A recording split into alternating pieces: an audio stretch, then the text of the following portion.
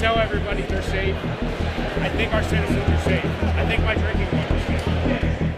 Everybody that came here expects a hell of a lot more than what we're getting right now. We're at the town hall meeting here in East Palestine where hundreds, if not thousands of residents have gathered to ask their questions. They've basically forced the mayor into having this targeted town hall. Many people outside of 1 mile radius are being affected by this and not getting help because we're not in 1 mile radius. It's been almost 2 weeks since a freight train derailed in this small Ohio town, spilling hazardous chemicals and igniting a fire that burned for days. This is the first time officials are directly addressing residents about what happened. Norfolk Southern, the company that owns the train, was supposed to be here too, but at the last minute, they bailed. There was reports that they were scared for their safety before they got here. There's police everywhere.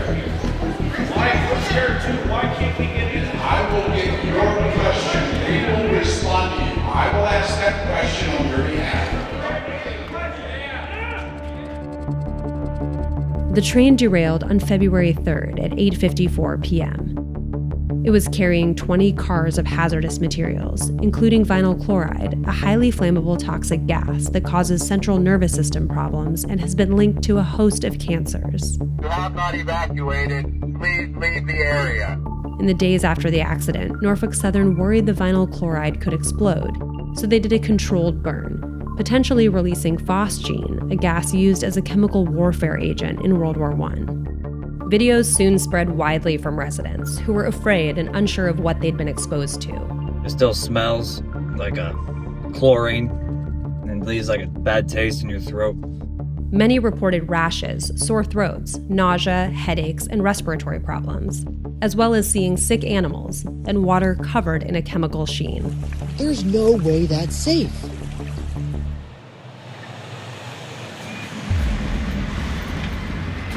It stinks in here. Oh my God. I noticed the smell right away. I can smell a cleaner smell. Zsuzsa Jenes lived less than a mile from the derailment.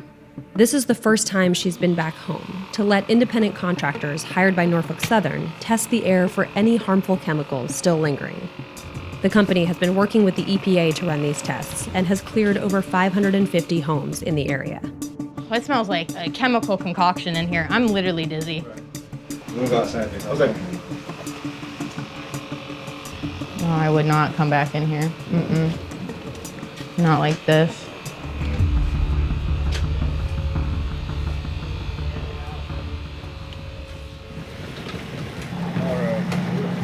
This is going to be your copy.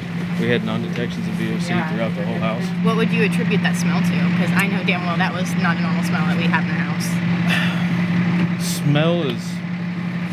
I'm not sure exactly what it could be. A lot of homes are different. Even though her home was deemed safe, Jenes plans to keep staying at a hotel 20 miles outside of town, where she brought her 9-year-old son Maddox after the night of the accident. About 3 in the morning, I thought I was losing my mind. I thought I started smelling something. I started getting a pretty bad headache. I started getting really dizzy. I felt nauseous. My eyes were burning, my nose was burning, my throat was burning. Not even 5 to 10 minutes later, I heard something, I heard a sound, and I said, I think that was Maddox.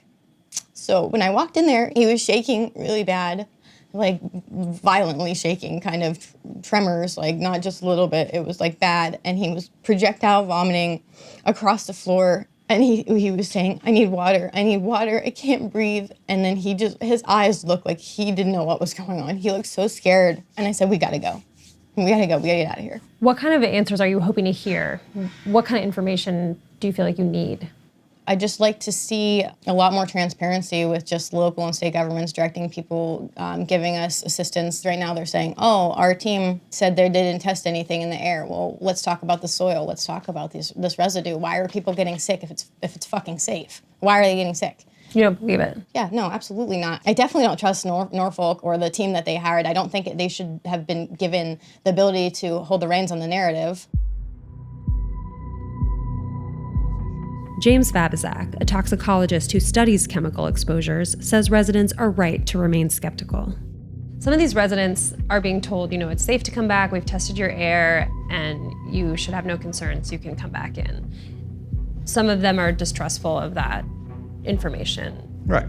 That's an obvious distrust. We don't really know what chemicals are left in the ground that may migrate over time to eventually contaminate a person's well or affect a child playing in that vicinity on that ground. So if we don't know what the chemical is that we should be concerned about, then it's very hard to predict what the sort of long-term effects might be. Would you move back if you were in one of these homes and you were told it was safe? That would depend. If I had a young child or if my wife was pregnant, that might put another level of what I'm going to do about this. But by the same token, I need to also consider what my resources are. I mean, can I really afford to spend a week or two more in a hotel and not be in my home? Maybe I work in that town. Do I really have the opportunity to leave my job? Do I have another place or not have another place to stay? These are bad choices, though. They are bad choices. I mean, or at least they're not choices that people would like to be able to make, right? 5 rail cars of vinyl chloride is significant. And how much vinyl chloride is left in the ground there? That's a big question. That would be a question that if I was living there, I would want to know. That answer could be a long time coming. I'm looking forward to answering questions. Just one quick question. Thank you. We're just going to run in and get 2 weeks after the derailment, the first cabinet member finally arrived in East Palestine, alongside state and local officials, in an attempt to reassure residents. For those areas that we have deemed safe, we believe that because the science and the data proves that. But that is not to discount any experience that any resident is having. Is there a plan for long-term testing for people who are worried that they might not be having health effects right now, but something might show up in 5-10 years? Is there a plan to continue monitoring this area? So there's 2 phases. This is the emergency phase. We are, as we speak, working on the long-term remediation plan. That will include a sampling plan for surface water, for drinking water, for air, all of the things that you're talking about, and for soil as well. We can answer additional questions. The wreck in East Palestine was just one of more than 1,000 derailments that happen every year. Less of an accident than a tragic inevitability. Workers say there's a direct line from these incidents to the aggressive ways railroads have slashed costs, largely through a method known as precision scheduled railroading. PSR is supposed to be about maximizing efficiency by reducing how much time trains spend sitting in the rail yard. But in practice, railroad employees have told Vice News it's led to longer trains, fewer inspections, and smaller, more overworked crews. Norfolk Southern, which made a record $3 billion in profit last year, implemented PSR in 2019. It also successfully lobbied against new safety procedures for certain trains carrying hazardous materials. Scott Wilcox was a locomotive engineer for Norfolk Southern for 18 years before he retired in July. The railroad's a tough place to work to start with. It's demanding. You're on call 24/7, 365.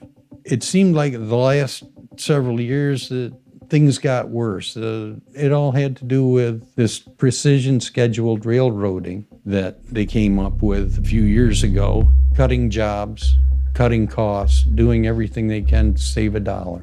How did you feel like it changed the environment? It made it a lot more stressful, hostile at times. The railroad, probably 100 years ago, came up with safety first. When precision scheduled railroading came out, they gave us a list of priorities that we were to work by. Safety's fourth. What came ahead of safety? The almighty buck. Efficiency, not delaying trains to do things that should have been done. With the cuts in staffing, there's fewer car inspectors. It used to be the car inspectors would have 5 to 8 minutes to inspect a car. Now they're down to something like 30 seconds a car. From 5 to 8 minutes to 30 seconds? And if they're taking too long, they hear about it. So the company was prioritizing profits over safety Yes. in your experience? Yes. If we're gonna get a handle on situations like this in East Palestine. Safety's got to be first. It's really hitting you hard. I'm a safety guy. So, yeah, it does hit me hard. Take steps to start doing things in a safe manner that we used to do. And quit worrying about the damn money.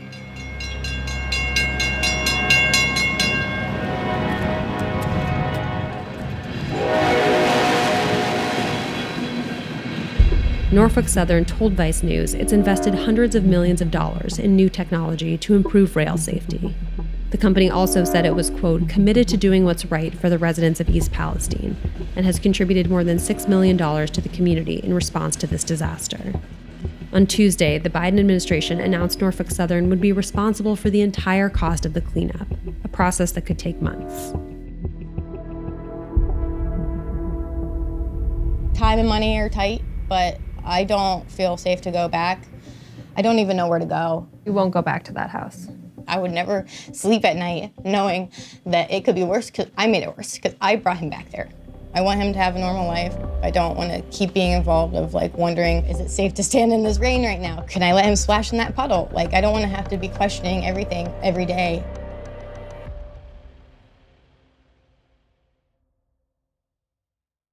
I'm Michael Learmonth, editor-in-chief of Vice News.